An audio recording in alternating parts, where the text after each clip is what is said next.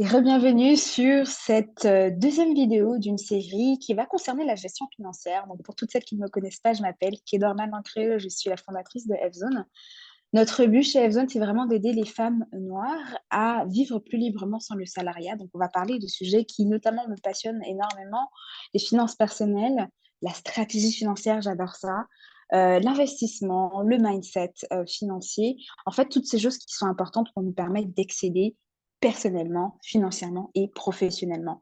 Aujourd'hui, j'avais envie vraiment avec vous, lors de cette série, d'aller explorer un nouveau format dans lequel je vous explique une thématique. Je vous présente aussi ce qu'on appelle un mind map. Donc, c'est vraiment en fait toutes les questions, les notions qui sont à maîtriser autour de cette thématique. Puis, je vous illustre aussi en dessinant parce que j'aime ça également.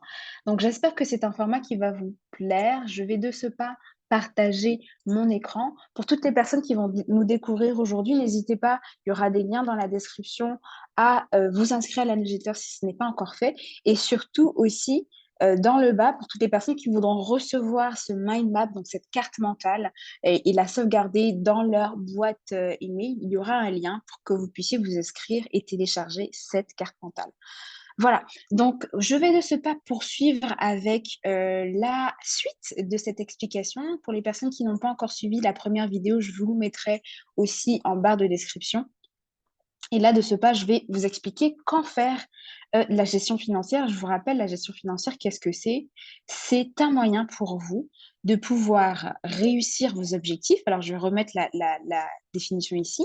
De pouvoir réussir vos objectifs tout en vous assurant que vous utilisez les ressources donc, que vous avez à disposition de façon optimum. D'accord? Et on va vraiment chercher à avoir une pratique qui soit la plus satisfaisante possible. Donc, c'est vraiment ça la gestion financière. Et la différence entre la gestion financière et la gestion budgétaire, à ne pas confondre, c'est que la gestion budgétaire fait partie de la gestion financière. Mais la gestion financière ne fait pas partie de la gestion budgétaire. Okay, l'un inclut l'autre, mais ce n'est pas l'inverse. D'accord? Et on va en parler juste après, vous allez comprendre de quoi je parle. Maintenant, rentrons dans le vif du sujet. Quand gérer financièrement son argent, ses ressources financières? Alors, il y a plusieurs moments où il est important soit de mettre en place un système de gestion, soit de pouvoir le revoir. Alors, ces moments sont à partir du moment où il y a une rentrée d'argent. Donc, notamment dans la première vidéo, je vous parlais du fait qu'une personne, qu'elle soit seule, en couple ou dans un fonctionnement d'une entreprise, se doit, à partir du moment où elle a une rentrée d'argent, un revenu entrant dans son système, d'avoir une gestion financière. Donc là, je vous le répète, à partir du moment où il y a une rentrée d'argent, là, tout de suite, on doit avoir comme une petite alarme qui s'enclenche et se dire, OK, est-ce que j'ai bien pensé à gérer en fait cet argent de la façon la plus optimum possible? OK. Les autres moments où il faut en fait réfléchir à une gestion financière, c'est à partir du moment où il y a un changement de situation et ensuite à partir du moment où il y a une sortie d'argent. Donc là, si vous voulez, on repart sur un peu le cycle de vie de l'argent que je mentionnais dans la première vidéo. À partir du moment où l'argent rentre, il faut penser à une gestion financière. À partir du moment où on utilise cet argent-là, parfois même qu'il y a des changements de situation, il faut aussi remodifier, repenser à sa gestion financière et à la sortie également de cet argent-là. OK? Maintenant, quand on parle de changement de situation, de quoi parle-t-on? Alors, on peut parler de changement de situation qui est relatif au personnel, au professionnel, au spirituel, pardon, et un changement des situations financières. Sachant que la flèche ici indique qu'il y a une relation de cause à effet, ou du moins qu'il y a un impact, d'accord? Souvent, ce qui se passe, c'est que votre profession va vous permettre d'avoir un revenu, et ce revenu va impacter votre situation financière, d'accord? Donc, c'est important de connaître cette, euh, cette relation de cause à effet. Ok. Et parfois même, on peut même avoir une relation de cause à effet du personnel vers le financier, ou même du spirituel vers le financier. On va en parler. Ok. Maintenant, dans le personnel, qu'est-ce qu'on entend en termes de changement de situation? Eh bien, on va parler d'union, par exemple. Des personnes qui, étant célibataires, décident d'être en couple ou parfois même décident d'être mariées. Ok. Donc, à partir du moment où il y a une union, notamment de ressources, c'est là où on doit repenser en fait à un système de gestion, ok, qui va être adapté aux objectifs communs de cette union. De même, au contrario, quand on a une séparation, eh bien, c'est vrai que le système de gestion doit aussi changer, il doit aussi évoluer. Il doit être l'illustration de la réalité du moment. Pareil, quand on a une famille, on décide d'avoir un enfant, 2 enfants, ou la famille s'agrandit. Voilà, il faut qu'on puisse penser à sa gestion financière, l'adapter. Et aussi, on pense peut-être moins, là, ça va être relatif à la santé, OK? Quand on parle de santé, on parle, oui, effectivement, d'éléments comme, la plupart du temps un peu dramatiques, un handicap, les maladies graves, les accidents de la vie.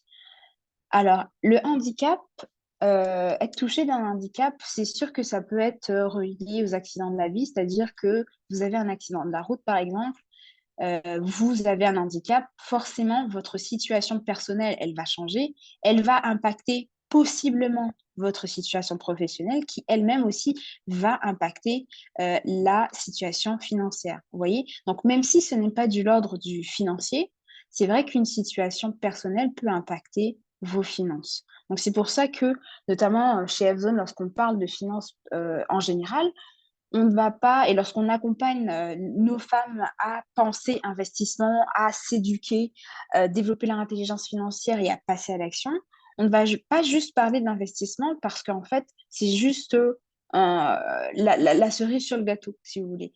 On va vraiment d'abord parler de: «OK, quelles sont les différentes sphères de ma vie? Quel est mon statut en ce moment? De quoi est constitué mon patrimoine?» et cetera et ensuite, on va parler d'investissement pour qu'ils puissent répondre, de façon adéquate à notre situation personnelle. Maladie grave, qu'est-ce que ça sous-entend? Maladie grave, ça va être, tout ce qui est relatif, par exemple, au cancer. Je suis pas spécialiste des maladies graves, mais vous pouvez, avoir une liste assez exhaustive sur internet, mais grosso modo, c'est quand vous êtes atteint d'une maladie. Alors ce n'est pas un handicap, OK, ce n'est pas issu des accidents de la vie, c'est vraiment une maladie qui vous tombe par rapport à une santé qui se dégrade. OK, donc ça, c'est aussi à prendre en compte dans votre gestion financière et d'ailleurs, c'est quelque chose que, on aborde dans les programmes, chez F-Zone, c'est est-ce que vous avez pensé à vous protéger votre patrimoine dans le cas où il vous arrive quelque chose? OK. Bon, ça, c'était concernant la partie personnelle. Maintenant, par rapport à un changement de situation professionnelle, qu'est-ce que ça peut être? Eh bien, ça peut être une évolution de carrière, OK? Vous décidez, vous êtes, promu dans votre poste, vous passez, de technicien à manager ou, de manager à directeur, par exemple. Vous avez une évolution de carrière, donc vous avez sensiblement aussi une évolution en termes de, salaire, ce qui fait que vos revenus sont impactés, ce qui fait que on revient un peu, si vous voulez, au tout début, là, lorsque je vous parlais, de toute personne qui a un revenu devrait considérer un système de gestion. Bah, là, on a un revenu qui est issu de l'activité salariale qui est en plus donc on se doit de mieux gérer, du moins d'affiner sa gestion. OK? Il peut y avoir aussi, d'un point de vue professionnel, un changement de trajectoire. Donc, par exemple, ça a été mon cas. Lorsque vous passez d'un système où vous êtes salarié et que vous décidez de devenir entrepreneur, votre gestion doit évoluer aussi. OK? Ça peut être ce cas ou ça peut être l'inverse, entrepreneur à salarié ou changement de trajectoire, ça peut être aussi, vous êtes salarié à temps plein, vous décidez de développer un side business ou de devenir entrepreneur sur le côté, c'est aussi un changement de trajectoire, d'accord? Ce ne sont pas les mêmes réalités, ce ne sont pas les mêmes revenus, ce ne sont pas les mêmes dépenses. Donc ça va, changer votre situation, donc votre gestion doit évoluer et enfin, il y a la régression de carrière.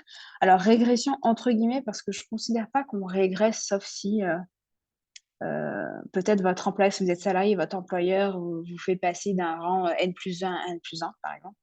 Mais je mets, régression, mais là c'est vraiment entre guillemets.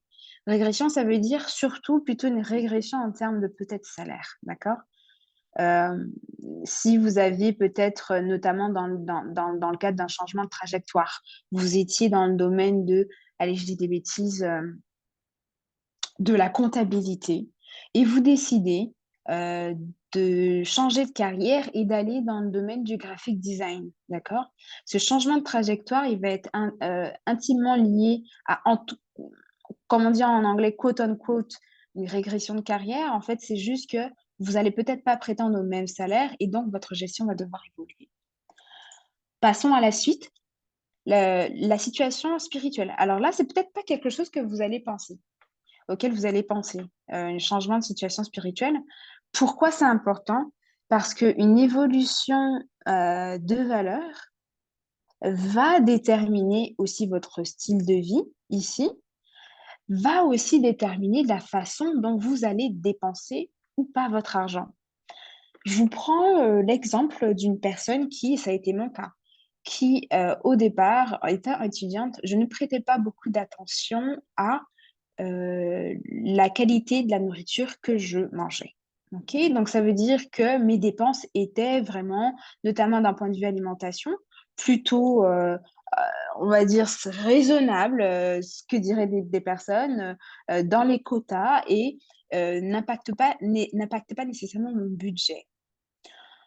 Les années se faisant, aujourd'hui, voilà, j'ai 30 ans notamment, je considère que l'une de mes valeurs, c'est une valeur forte, c'est la santé et pour moi, la santé signifie aussi que je dois prendre, en considération tant ma santé physique, ma santé mentale et ma santé émotionnelle. Quand je parle de santé physique, je parle aussi tant de sport que d'alimentation et donc, par exemple, pour cette année 2023, moi, mon focus, c'est de vraiment partir sur une alimentation biologique. Alors, vous aurez compris, le biologique n'est pas le même prix que le conventionnel, traditionnel, ce qui fait que, étant donné qu'il y a une évolution en termes de valeur, il y a aussi un impact financier qui est différent. Donc, il y a un changement de situation, donc la gestion financière évolue. Vous voyez? Donc ça aussi, c'est à prendre en considération de votre gestion financière. Et d'ailleurs, si vous trouvez qu'il y a un delta, un gap par rapport à ce que vous avez l'habitude de faire et vous ne savez pas, vous ne pourrez pas l'expliquer, n'hésitez pas à aller regarder dans ces changements de situation, que ce soit personnel, professionnel, spirituel et financier, voir s'il n'y a pas eu un changement et que vous n'avez pas pris en compte dans vos finances. Et enfin, ben, le financier, ça reprend un peu ce qu'on disait par rapport au professionnel, c'est lorsqu'il y a une baisse de revenus, augmentation de revenus, fluctuation de revenus ou une certaine instabilité aussi. Là également, on va gérer différemment. Et enfin, le dernier cas que je vous ai mentionné ici, c'est lorsqu'il y a sortie d'argent. D'accord? La gestion financière, elle s'accompagne à l'entrée comme à la sortie. Et on va parler ici de sortie d'argent, ben, quand on va dépenser, quand on va investir, quand on va aussi économiser et quand on va aussi transmettre. Pourquoi je considère que les économies sont comme une sortie d'argent? Parce que finalement, les économies, ce ne sont pas des choses que vous utilisez, d'accord? Ça ne reste pas avec vous. Et je vous mentionnais dans le cycle, rappelez-vous, le cycle de l'argent, je vous mentionnais que vous étiez là, moi, vous, et que eh bien, le cycle d'argent voulait qu'il y avait création, conservation, consommation. OK? Mais ça, c'est l'argent. D'accord? Mais vos économies ne restent pas avec vous. OK? Elles restent avec vous peut-être de façon temporaire, mais il faut considérer en fait que c'est une dépense. En tout cas, c'est la façon dont je vois les choses. Les économies, c'est à mettre dans une case à côté. C'est pas quelque chose qui vous permet de fonctionner. Pareil, les dépenses, ça reste pas avec vous. C'est pas vous en fait.